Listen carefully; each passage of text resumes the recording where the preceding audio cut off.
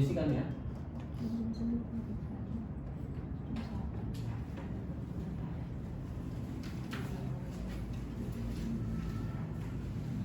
Assalamualaikum warahmatullahi wabarakatuh.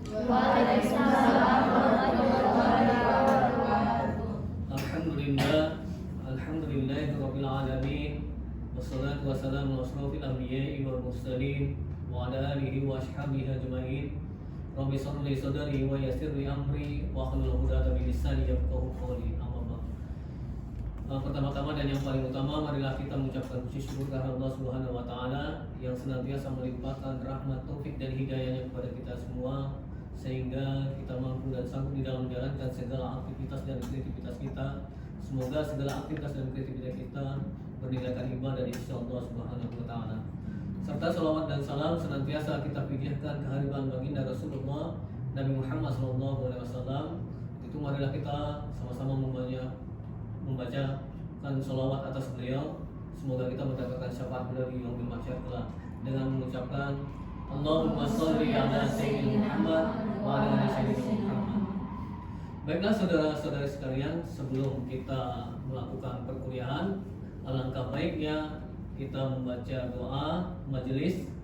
Semoga pertemuan kita pada hari ini mendapatkan keberkahan dan keridhaan dari Allah Subhanahu wa taala. Mari kita sama-sama berdoa kepada Allah Subhanahu wa taala. Sebelumnya kita membacakan istighfar ya.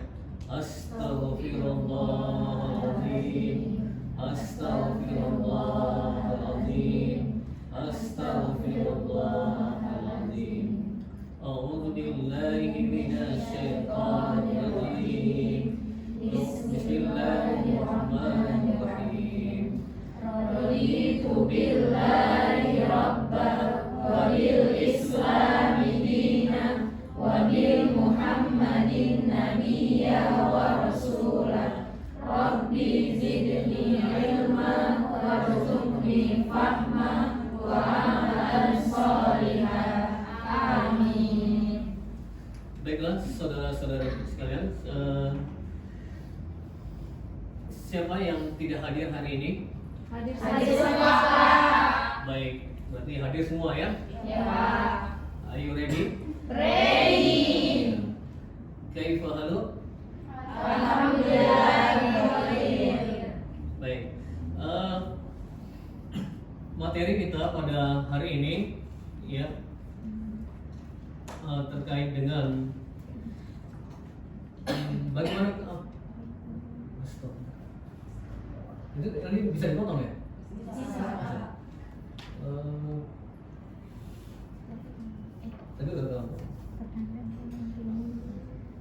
Baik, materi kita pada minggu yang lalu ya, terkait dengan sumber-sumber ajaran Islam. Nah, pada kali ini kita akan membahas dengan submateri terkait dengan akhlak, moral, dan etika. Nah, ini terkait dengan bagian dari materi yang minggu yang lalu ya. Terkait dengan hari ini kita membahas terkait dengan akhlak, moral, dan etika. Nah,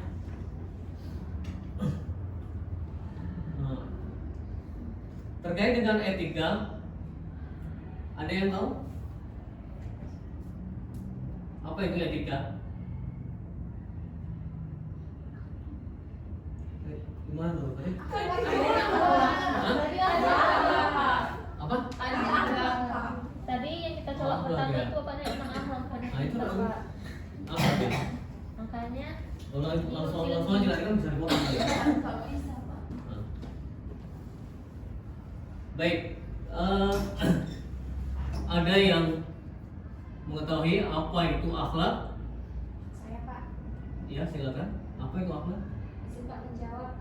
Menurut saya akhlak itu adalah watak, kebiasaan ataupun sikap yang melekat pada diri seseorang yang dilakukan dengan tidak secara paksa, Pak. Yang dilakukan dengan Tidak disengaja ya? Iya, tidak disengaja. Tidak Pak. sengaja. Ada lagi? Yang lain? Ada lagi? Satu aja. apa ada perangainya gitu. Coba diulang lagi. Nah, perangai. Nah, ya coba ya. Nah, izin Pak bertanya, nanti kan bisa ngomong gitu ya. Maksudnya ditambahin gitu Pak. Ya diulang lagi bisa. Diulang.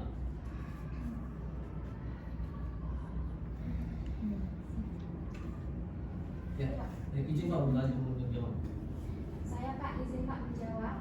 Ya. Menurut saya akhlak itu adalah watak, sikap, kebiasaan ataupun perangai seseorang yang melekat pada diri orang tersebut yang dilakukan dengan secara tidak sengaja. Iya, ya benar ya. Apa yang disampaikan tadi oleh siapa? Oleh Silvi ya. Jadi akhlak itu adalah ya, perilaku dan tingkah laku kita di dalam kehidupan ini. Yang perbuatan yang disengaja, yang artinya tidak disengaja ataupun yang ketika kita melakukan perbuatan atau perkataan itu kan kadang bisa spontanitas gitu ya, spontanitas di dalam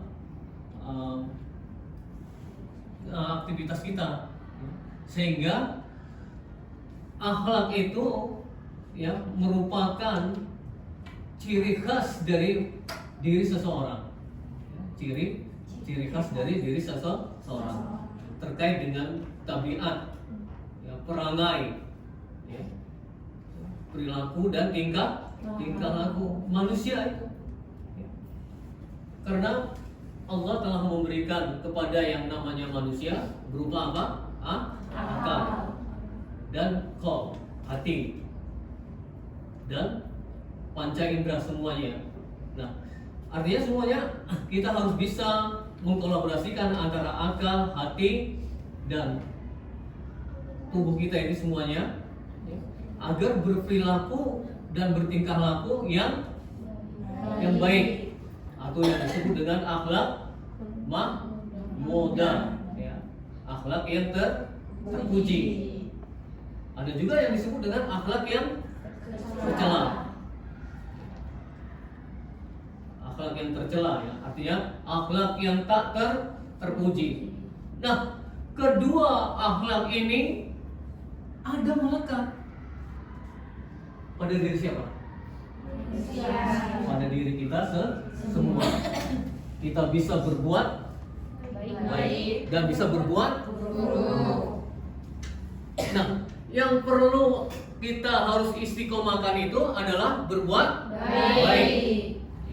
Agar kita bisa menjadi suri tauladan yang baik. Apalagi Anda ini kan semuanya mau menjadi seorang pendidik. Tentunya seorang pendidik itu harus memiliki akhlakul karimah, akhlak yang mulia ya, yang baik. Ya. Karena kita akan dicontoh ya, segala gerak-gerik perilaku dan tingkah laku kita itu akan dicontoh. Siapa yang mencontoh? Anak murid ya, atau siswa ya, atau peserta didik ya.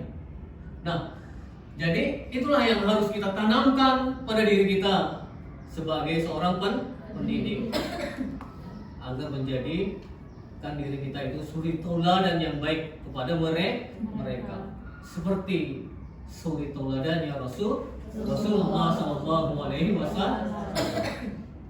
ya, baik itu di dalam perbuatan, ya, perkataan dan tingkah laku kita itu.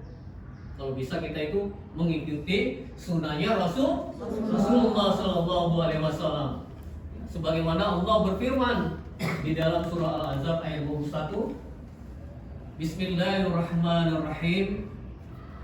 Laqad kana lakum fi Rasulillahi uswatun hasanatun liman kana yarjullaha wal yawmal akhir wa dzakarallaha katsiran. Telah ada pada diri Rasulullah suri tauladan yang baik, dan bagi siapa yang beriman pada hari akhir dan banyak-banyak menyebut nama Allah. Makanya di dalam langkah kita, di dalam gerak-gerik kita, perilaku dan tingkah laku kita itu harus selalu ingat kepada siapa? Allah. Selalu berzikir kepada Allah, ingat kepada Allah, sehingga kita akan terlindungi, ya, terperisai dengan adanya kita banyak-banyak mengingat nama Allah. Kira-kira apa zikirnya? Menyebut nama Allah. Afdhalul zikri fa'lam annahu la ilaha illallah. Sebagai zikir yang afdal itu adalah zikir la ilaha illallah. Bisa kita ungkapkan zikir kita itu subhanallah walhamdulillah wa la ilaha illallah wallahu akbar. Nah, hal ini, perilaku ini adalah salah satu tingkah laku atau perbuatan akhlak yang mahmudah, ya. Kepada siapa? Sang Khalik, ya. Kepada Allah Subhanahu wa taala. Ya. Itu. Ya. Dan apalagi kira-kira melaksanakan ibadah mahdoh. Apa itu saja? Salat, zakat, puasa, menunaikan ibadah haji bagi yang mampu, ya. Dan akhlak kepada sesama,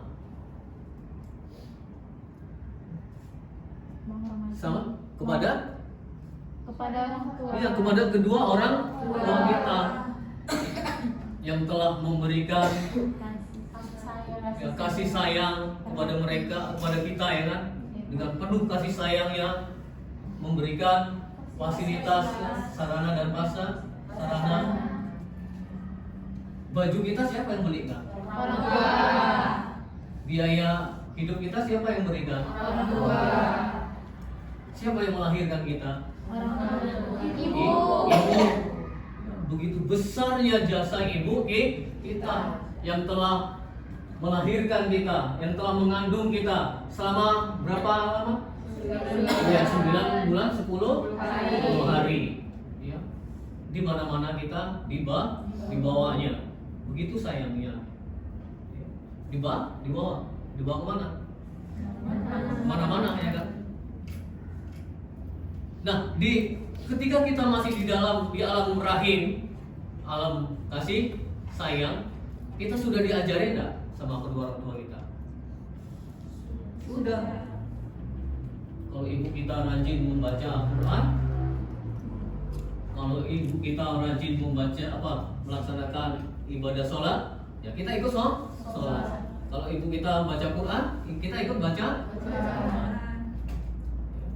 Makanya nanti kalian kalau mau jadi ibu-ibu, ya, ketika mengandung banyak-banyaklah berbuat amal, ya. Berbuat amal kebaikan agar anak kita yang kita lahirkan nanti menjadi anak yang soleh dan solehah. Apa doanya? Robli habli minas solihin. Robli habli minas solihin. Robli habli minas solihin. Ya Allah, ya Tuhanku, agar anakku jadikanlah anak yang soleh, ya. Anak yang soleh, anak yang bisa berbakti kepada kedua orang tuanya, ya. Nah, selanjutnya berakhlak, berbuat baik kepada siapa lagi kita? Kepada sesama teman kita, ya kan? Dalam satu lokal ini, satu kelas ini, anggaplah diri kita itu adalah saudara, ya, yang bersambungan. Artinya di antara satu dengan yang lainnya harus saling tolong saling membantu. Jangan tidak dibenarkan untuk saling cuek. Nah, itu kan salah satu adalah akhlak mazmumah, ya, akhlak yang tercela. Ya. Nah, kepada siapa lagi?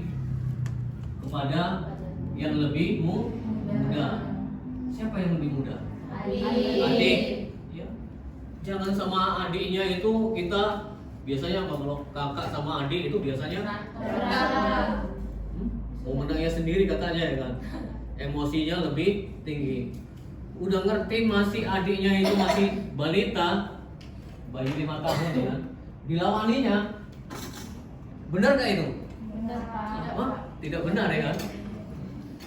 Ya, tidak benar. Masa anak masih balita, masih bayi diajak berantem, diajak ribut. Ya seharusnya apa yang harus kita ungkapkan kepada mereka, kepada anak adik-adik kita? Contoh yang baik.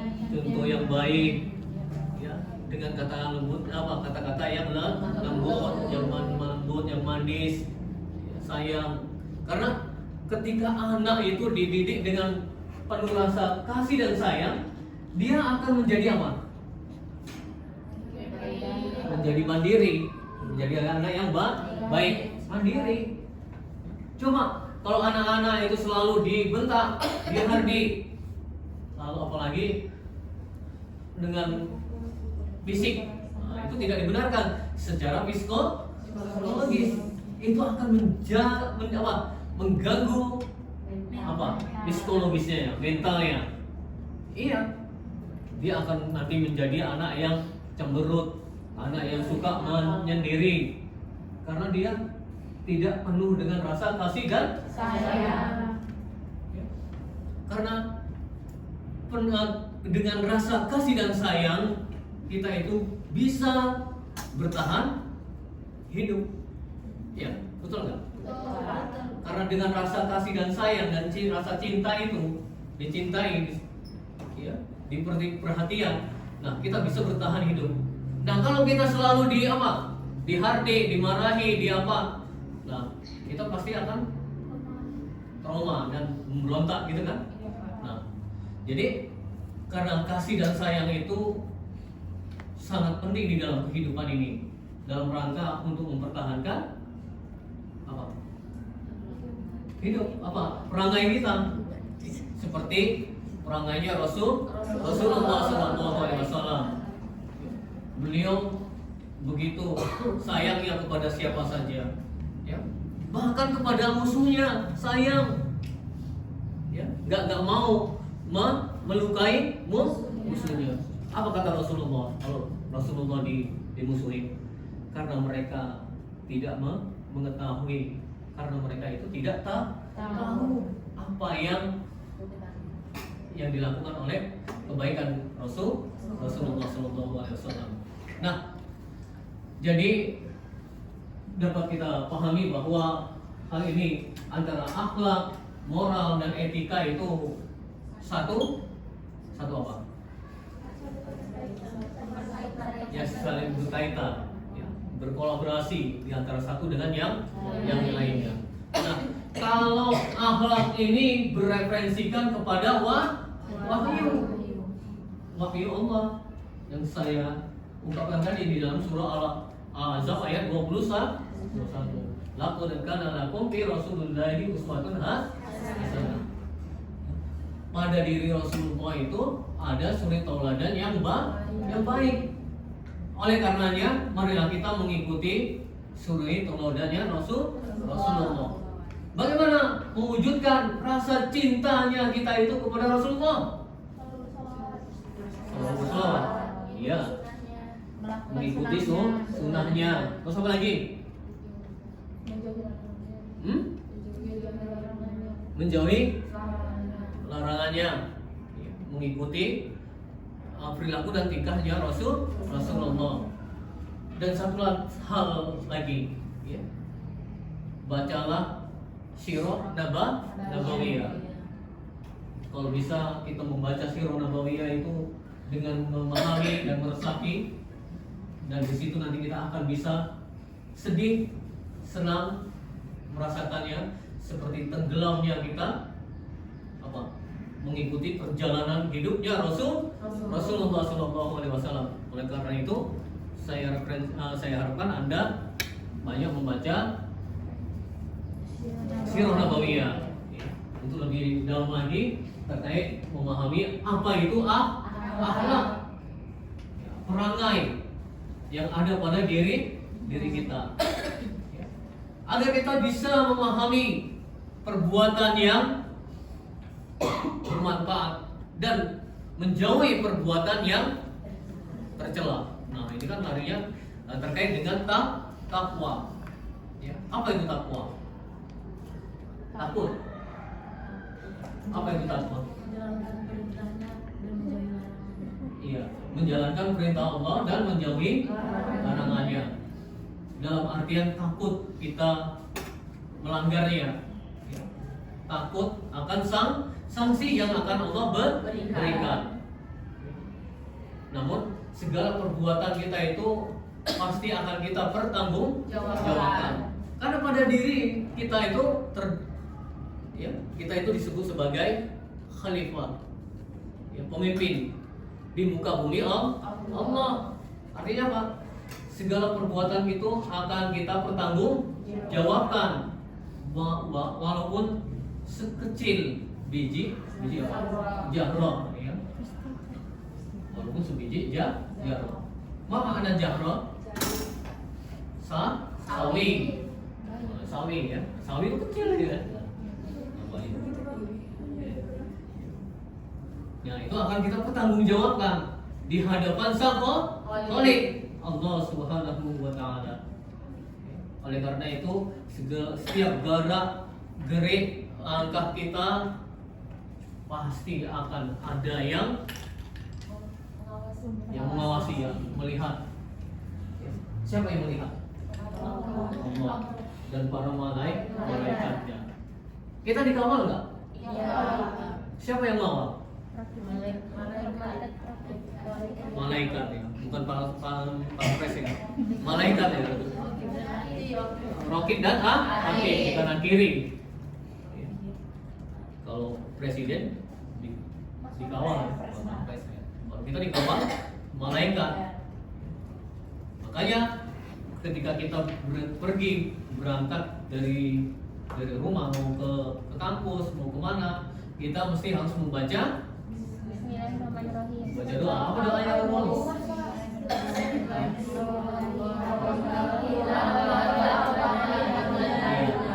Lalu membaca ayat kursi. Insya Allah 70.000 malaikat akan mengawal kita, keberangkatan kita. Nah, itulah yang harus kita pahami, ya, yang harus kita renungi, bahwa segala aktivitas dan kreativitas kita itu ada yang melihatnya. Nah, hal ini terkait dengan akhlak kita, ya, baik itu kepada Sang Khalik, kepada sesama, kedua orang tua kita, adik dan abang kita, kakek dan nenek kita, paman dan tante kita, ya kan? Dan teman-teman kita, teman-teman sejawat di kelas kita itu harus saling menghargai, menghormati, terus apa lagi? Saling menyayangi, ya, karena dengan kasih dan sayang sehingga kita bisa bertahan hidup di muka bumi Allah ini, dan kita bisa menjadi orang yang bermanfaat.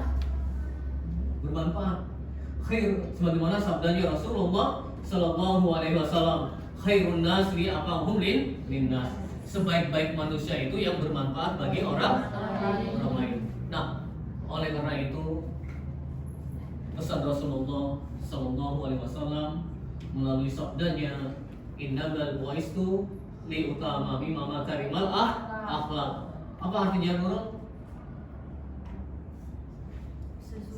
Sesungguhnya aku diutus adalah untuk mensempurnakan akhlak. Akhlak siapa? Akhlak umat manusia. Makanya Rasulullah Shallallahu Alaihi Wasallam suri tauladan buat kita.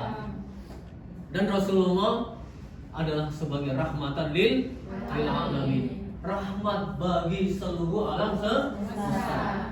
Jadi pengertian Islam itu adalah untuk umat manusia, untuk semuanya, bukan untuk satu golongan. Islam itu tidak membedakan warna kulit, tidak membedakan suku, tidak membedakan bangsa, tidak membedakan tidak membedakan apa? Ras, ya, yang ada di alam semesta ini. Jadi Islam dari akhlak di dalam Islam itu, ya, kita pun dengan alam semesta ini pun kita pun harus berakhlak. Apa salah satunya berakhlak kita kepada alam semesta? Menjaga kelestarian alam, tidak merusak alam, ya, tidak menebang pohon sembarangan, tidak membuang sampah di sungai, di lautan, ya, yang pada akhirnya itu akan manusia juga yang akan merasakannya, ya. Ya, seperti kejadian pada saat sekarang ini di Sumatera, ya, di Aceh, Sumatera Utara, dan di Padang, Sumatera Barat telah mengalami kebanjiran. Tidak memikirkan dampaknya daripada alam semesta ini, karena manusia tidak menjaga yang namanya mezan. Apa itu mezan? Keseimbangan alam, ya, keseimbangan. Karena tumbuh-tumbuhan, ya, pohon-pohonan itu sangat berpengaruh bagi kehidupan umat manusia. Baik itu rumput sekecil apapun, ya, itu akan bermanfaat kepada umat manusia. Nah, baik, sampai di sini dari penjelasan saya, mungkin ada yang kurang jelas atau kurang paham. Silakan, ada yang bertanya? Ya, silakan. Nah, terkait dengan materi kita, iya. Ya, silakan. Jadi saya mau bertanya mengenai materi kita hari ini, Pak. Di zaman sekarang kita ini, itu kita tahu akhlak moral siswa itu kan sudah makin menurun. Banyak itu berita-berita di berita-berita lah, bahwasanya akhlak siswa itu banyak yang menurun. Nah, ditandai dengan berkurangnya rasa hormat kepada guru, meningkatnya perilaku tidak disiplin, atau juga penggunaan bahasa siswa yang kurang sopan. Jadi pertanyaan saya, apakah peran guru sebagai teladan masih relevan di tengah perkembangan digital sekarang ini, dan bagaimana guru dapat menyesuaikan pendekatan moral di era sekarang? Dan terima kasih. Ya, baik, bagus sekali pertanyaannya, ya. Terkait dengan perilaku peserta didik, ya, siswa, ya, di tengah-tengah kehidupan di lingkungan pendidikan. Gitu. Nah, di sini kan faktor yang paling dominan yang harus ditanamkan pada diri peserta didik itu adalah pendidikan terkait dengan penanaman akidah dan akhlak itu tadi. Nah, kalau akidahnya itu kuat, karena pendidikan akidah itu harus sejak dini. Ya, sejak dininya itu kapan? Sejak ketika kita itu berada di alam rahim, kandungan ibu kita. Alam rahim itu alam kasih sayang. Sebagaimana yang saya jelaskan tadi, ya, kalau kita menjadi ibu, kalau kita mengandung, kita harus banyak berbuat kebaikan. Nah, itu akan menularkan perbuatan itu kepada anak yang kita kandung. Harus rajin sholat, rajin membaca Al-Quran, mengaji, ya. Nah, itu. Nah, hal ini adalah faktor pendidikan juga, ya. Faktor pendidikan. Ada berapa faktor pendidikan? Ada 3, ya. Ada tiga proses pendidikan. Pendidikan informal. Pendidikan informal itu di mana? Di dalam keluarga. Jadi yang pertama kali yang mendidik kita siapa? Keluarga. Orang tua. Allah yang mendidik kita. Allah yang mendidik kita. Dengan konsep apa? Iqra. Iqra, bacalah. Surat Al-A'la, ya. Wahyu yang pertama kali yang Allah turunkan kepada Rasulullah SAW di mana? Di Wahira. Karena dengan bacalah kita bisa memahami. Dengan memahami kita bisa mengaplikasikan. Jadi kata kuncinya adalah membaca. Jadi anak itu harus diajari membaca. Baca apa? Membaca Al-Quran dan membaca buku. Sehingga pola pikir atau mindset peserta didik itu bisa apa? Bisa paham, ya, bisa memahami terhadap dan bisa memahami akan keberadaan dirinya sebagai insan. Ya. Nah, tentunya hal ini dapat kita pahami bahwa penanaman akidah itulah, ya, penanaman akidah di dalam keluarga itu pun terkait dengan pendidikan agama itu sangat berpengaruh kepada mentalitas anak secara psikologis, ya. Jadi pendidikan agama di dalam keluarga. Yang kedua, pendidikan formal. Di mana itu di sekolah. Bagaimana pendidikan agamanya di sekolahnya itu? Ya, nah itu berpengaruh juga. Dan bagaimana pendidikan di luar sekolah? Ya, di lingkungan sekitar. Nah, terkadang anak-anak ini kan banyak mengikut pada teman-temannya yang kurang baik, sehingga dia tidak terkontaminasi gitu ya, terkontaminasi perilaku dan tingkah lakunya, sehingga tidak menghormati atau menghargai gurunya. Nah, itulah yang harus kita benahi, menjadi tanggung jawab kita semua sebagai seorang pendidik. Jadi kita harus menanamkan, ya, penanaman akidah yang kuat, akidah dan akhlak kepada peserta didik kita. Baik, ada gimana? Sudah jelas? Sudah jelas, Pak. Baik, ada lagi? Saya, Pak. Ya, silakan. Jadi di era sekarang ini kan Pak, berdasarkan pengalaman yang saya lihat juga dari beberapa teman saya, kasusnya itu misalnya waktu SMA dia itu bermoral, artinya pergaulannya bersama teman-temannya itu dijaga. Namun saat duduk di bangku kuliah, dia menjadi pergaulan itu bebas Pak, karena dari orang tuanya. Dan ini mungkin saja terjadi pada beberapa mahasiswa sekarang ini. Jadi pertanyaan saya, apakah krisis moral pada mahasiswa sekarang ini disebabkan oleh faktor lemahnya iman atau malah dari lingkungannya, Pak? Baik, ya, pertanyaan bagus sekali ya. Ini terkait dengan mahasiswa ya, terkait dengan diri kita. Ketika kita melihat kenyataan secara real di lingkungan kehidupan kita di mana kita berada. Nah, ini tuh tentunya tadi kembali juga terkait dengan penanaman akidah. Kalau penanaman akidah itu kan terkait dengan modal dasar untuk mengenal siapa Tuhannya. Nah, ini kan terkait dengan tauhid. Pembelajaran tauhid itu sangat penting sekali. Nah, kalau pembelajaran tauhid itu sudah ditanamkan pada sejak dini, nanti sehingga hingga dewasa dia akan selalu ingat siapa Tuhannya, siapa nabinya dan rasulnya. Ya. Nah, jadi kembali tadi tentunya kalau kita sebagai seorang terpelajar ya, seperti mahasiswa, tentunya kita sudah memiliki mindset yang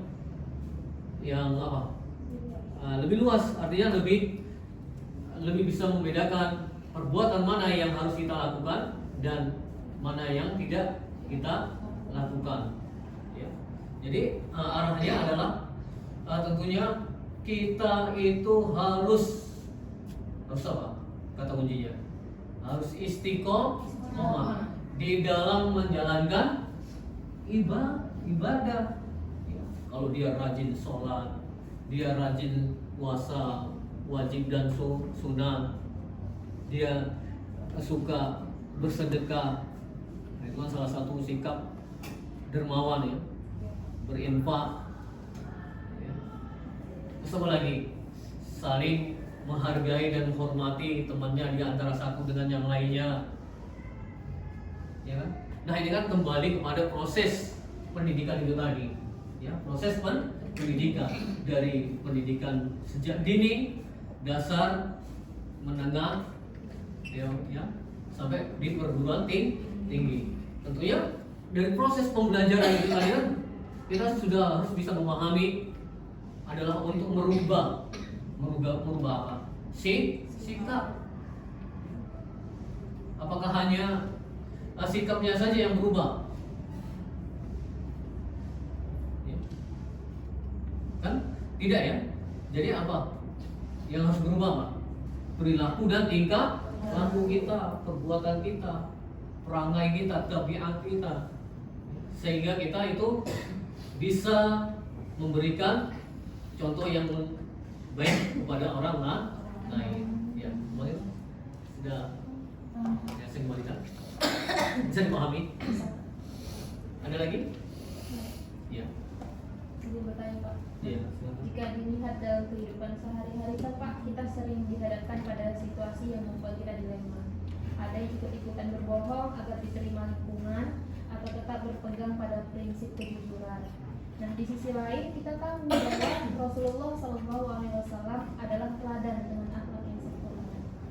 Karena hal tersebut, maka yang menjadi pertanyaan saya adalah bagaimana kita menggunakan akhlak yang bersumber dari iman dan bersifat mutlak sebagai kompas pribadi agar nilai-nilai baik seperti kejujuran, tanggung jawab, dan keadilan bisa benar-benar menjadi kebiasaan yang keluar secara spontan dari jiwa.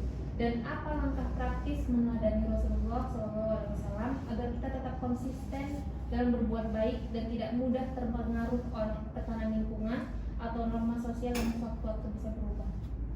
Ya, baik, pertanyaan yang sangat bagus sekali ya.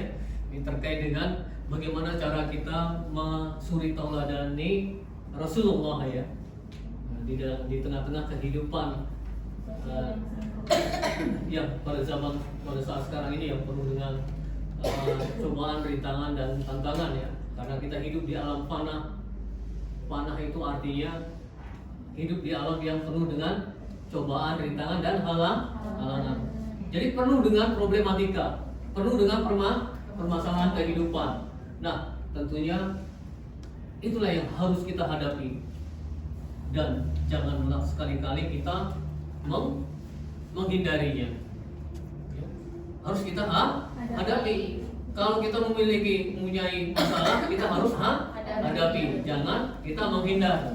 Kalau menghindar pasti akan menimbulkan masalah baru. Nah, tentunya seperti perangainya Rasulullah, kita harus memiliki kata kunci dalam hidup ini. Sabar, ya. Tawakal, harus qanaah. Apa itu sabar? Sabar menahan amarah, karena amarah itu adalah salah satu perbuatan syaitan yang tidak disukai Allah dan dilarang oleh Rasulullah. Kita itu untuk suka marah. Ya. Innallaha ma'as-sabirin. Sesungguhnya Allah itu menyukai atau mencintai orang yang sabar. Tawakal. Apa pengertian tawakal?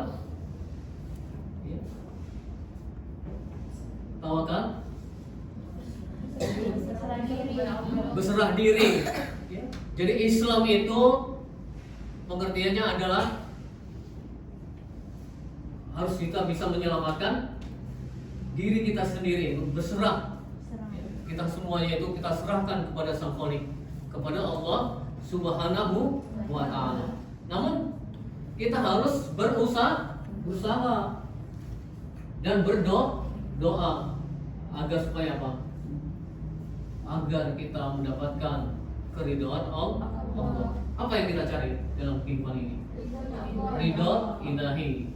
Ya, ridhonya Allah. Kalau Allah sudah ridho, apa yang kita mau minta, apa yang kita inginkan, apa yang kita hajatkan, pasti Allah akan ridhoi. Maka ridhonya Allah itu adalah ridho kedua orang tua kita. Maka dari itu sayangilah orang kita dengan sebenarnya, dengan sesungguhnya. Jangan berpura-pura, terang. Nah, itu akan menjadi orang yang apa? Munafik gitu ya. Harus bersungguh-sungguh kita menyayangi kedua orang tua kita, karena kedua orang tua kita lah yang telah membesarkan kita, yang telah menyayangi kita. Coba kita bayangkan kalau tidak ada kedua orang tua kita, apakah kita bisa seperti Elisa sekarang ini? Tidak. Begitu besarnya kasih sayang kedua orang tua kita. Nah, jadi jadi dapat kita pahami bahwa di dalam perbuatan itu kita ya dalam kehidupan ini makanya kita harus memiliki keistiqomahan di dalam melaksanakan ibadah itu. Kita harus istiqomah. Ya. Ya, bisa dipahami. Ya. Mungkin ada yang memberikan argumentasi terkait dengan materi kita. Ya, silakan. Ya, silakan. Ya, silakan. Menurut saya dari penjelasan Bapak tadi, akhlak itu bersumber dari ajaran agama atau bisa kita sebut wahyu. Dan akhlak ini bersifat tetap, kemudian tergerakkan dari hati dan bertujuan untuk membentuk kepribadian yang diridhoi Allah.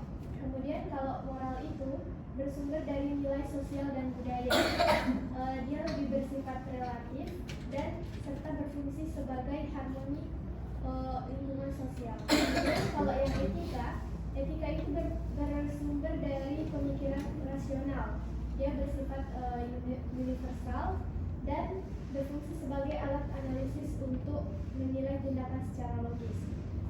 Jadi contoh dari akhlak, moral, dan etika ini bisa kita lihat terkait dengan bencana alam yang baru-baru ini terjadi di Sumatera. Terkait bencana itu, kita melihat sudah banyak open donasi dari pihak kampus, media sosial, atau organisasi mahasiswa yang ada di kampus maupun di luar kampus. Jadi, kita sebagai manusia untuk merealisasikan atau menerapkan akhlak, moral, dan etika tersebut, kita dapat membantu dengan teman kita membuka open donasi atau berdonasi langsung untuk membantu saudara-saudara kita yang terkena bencana alam tersebut. Nah, dari contoh tersebut, oleh karena itu, akhlak, moral, dan etika itu merupakan 3 pilar penting untuk membentuk kepribadian manusia secara utuh. Mungkin itu saja argumentasi dari saya. Terima kasih, Pak. Dalam membentuk sikap akhlakul karimah. Ada lagi? Yang lain? Oh ya, silakan. Baik Pak, izin menyampaikan argumen dari saya mengenai akhlak, moral, dan etika. Nah, menurut saya Pak, akhlak, moral, dan etika itu bisa dapat dibedakan berdasarkan arah dan tujuan pengaruhnya. Akhlak ini berorientasi pada pembentukan kepribadian dari dalam diri sendiri, di mana ini bersifat lebih permanen. Hal ini juga dijelaskan Allah Subhanahu wa taala dalam Al-Qur'an surah Al-Qalam ayat 4 yang berbunyi, dan sesungguhnya engkau Muhammad benar-benar berada di akhlak yang agung. Nah, jadi dapat disimpulkan akhlak itu adalah pengendalian diri yang berakar dari hati dan karakter. Sementara itu, moral adalah aturan yang mengarahkan perilaku seseorang agar selaras dengan norma masyarakat. Moral ini juga berfungsi sebagai pengendali sosial. Ini juga dikuatkan dalam firman Allah Subhanahu wa taala dalam Quran surah An-Nisa ayat 59, di mana yang memerintahkan untuk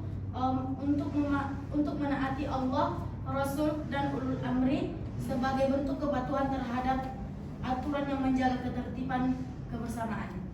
Sedangkan yang terakhir itu ada yang dinamakan etika, berfungsi sebagai panduan menghadapi situasi-situasi yang tidak memiliki aturan baku, di mana etika adalah pengendalian intelektual, yaitu kemampuan yang dapat mempertimbangkan masalah-masalah atau tindakan yang paling bijak dalam ketika mendapati kondisi yang dilematis. Nah, Allah Subhanahu wa taala juga menyampaikan pada surah pada surah An-Nahl ayat 125, di mana serulah manusia kepada jalan Tuhanmu dengan hikmah dan bantahlah mereka dengan cara yang lebih baik. Nah, jadi dapat disimpulkan teman-teman bahwa alat ini bisa kita ringkas menjadi pengendalian diri, sedangkan moral itu pengendalian sosial dan etika itu pengendalian intelektual. Baik, terima kasih Pak. Iya. Ya. Baik, ya bagus sekali argumentasinya tadi ya. Nah, ini kan mencakup terkait dengan tiga kecerdasan yang harus dimiliki pada diri kita sebagai seorang mahasiswa juga ya. Apa itu? Pertama, kecerdasan spiritual, kecerdasan intelektual, dan kecerdasan emosional. Nah, hal ini kan sudah dicontohkan oleh Rasulullah SAW. Ketika apa? Ketika beliau dilempar apa? Kotoran. Apakah Rasulullah membalas? Tidak. Maka Rasulullah, apa yang dikatakan Rasulullah? Dikarenakan mereka itu tidak mengetahui. Karena dengan kita tidak mengetahui, ya kita harus bisa mencari pengetahuan ya, terkait dengan apa? Kebaikan ya, agar kita menjadi orang-orang yang bisa bersyukur ya, atas segala nikmat yang telah Allah berikan. Ya. Karena Rasulullah paham akan terkait dengan perbuatan-perbuatan orang yang memusuhi Rasulullah, maka Rasulullah mengungkapkan mereka dikarenakan mereka itu tidak tahu, tidak mengetahui. Baik, mungkin ada yang lain lagi? Silakan. Ya, silakan. Menurut saya Pak, perbedaan antara akhlak, moral, dan etika ini bisa kita lihat dari sumber dan cara terbentuknya. Nah, yang pertama mengenai tentang akhlak. Akhlak itu kan berasal dari keyakinan atau kebiasaan internal kita atau bisa disebut dengan fondasi dari spiritual. Nah, jadi meskipun tidak ada yang melihatnya, tapi seseorang itu tetap melakukan kebaikan karena itu berasal dari hati nuraninya sendiri. Iya. Nah, selanjutnya yang kedua itu tentang moral, itu berasal dari kesepakatan masyarakat atau yang biasa kita kenal dengan norma, sehingga bisa saja berubah sesuai dengan budaya di suatu daerah gitu. Terus yang ketiga itu tentang etika. Nah, etika ini sendiri lebih bersifat analisis karena kita itu mempertimbangkan apakah sesuatu itu sudah dilakukan dengan tepat berdasarkan situasi, dampak, dan secara logika. Jadi akhlak itu lebih bersifat batin, moral itu norma sosial, dan etika itu adalah pertimbangan akal. Nah, kita butuh ketiganya ini, akhlak, moral, dan etika, karena saling berkaitan. Kalau kita hanya punya moral tanpa punya etika, kita itu bisa mengikuti aturan tetapi kita tidak mengetahui apa sih makna di balik aturan tersebut. Nah, kalau kita cuma punya etika dan tanpa akhlak, kita itu mungkin berpikir rasional tapi kita tidak menggunakan hati nurani kita, tidak menggunakan ketulusan kita sebagai manusia memiliki hati gitu. Nah, kombinasi dari ini membuat seseorang itu mampu bersifat baik, sesuai dengan norma dan tepat dalam pengambilan keputusan. Demikian argumen dari saya, Pak. Ya, baik, bagus sekali argumen dari Nurul tadi ya. Nah, ini kan terkait dengan perangai kita ya, sebagai ihsan. Nah, ini pada tingkatan ihsan yang dijelaskan oleh saudari Nurul tadi ya. Ihsan itu tadi seolah-olah ketika kita melaksanakan ibadah, contohnya sholat, ada yang melihat siapa? Allah yang melihat. Ya, ya, Allah yang maha melihat. Ya. Allah yang maha mendengar. Ya. Dan Allah itu tidak mengantuk ya, tidak tidur ya. Jadi segala perbuatan, aktivitas dan kreativitas kita itu ada yang melihat ya. Nah, ini yang dijelaskan oleh saudari Nurul adalah pada tingkatan yang dinamakan ihsan ya. Nah, baik, saya mau Anda memberikan sampel atau contoh dari akhlak yang berbuat baik tadi.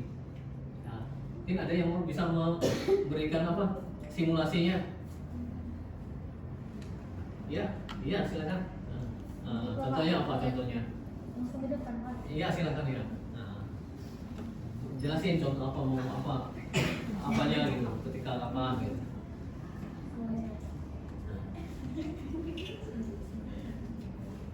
Baik teman-teman, ada pun contoh dari akhlak, moral dan etika, yaitu ketika lebaran kita meminta maaf kepada orang tua atau orang yang lebih tua kepada kita dan saling memaafkan dengan yang lebih muda juga. Jadi misalnya Aisyah ini orang tua aku, saya nanya, Ya sikapnya gimana? Minggu Bapak ini makan selamat hari raya Mami. Nah, cuma gitu aja, bukan itu aja yang kedua. Itulah salah satu contoh dari akhlak yang baik kepada sesama manusia, kepada ibunya yang paling utama ya, kedua orang tuanya, ayah dan bunda, ya kan? Nah itu ya itu terkait dengan perangai budi baik. Kalau bisa pun tadi anaknya gini dulu, bisa berdiri Mau saja. bilang lagi Pak? Iya, ya. Nah itu, ya kan? Ya, ibunya duduk di kursi, istilah kalau apanya sungkeman gitu bahasa Jawanya ya, sungkeman. Mungkin ada yang lain lagi contoh apa tadi terkait dengan ya akhlak, ya, ya silakan, ya dijelasin.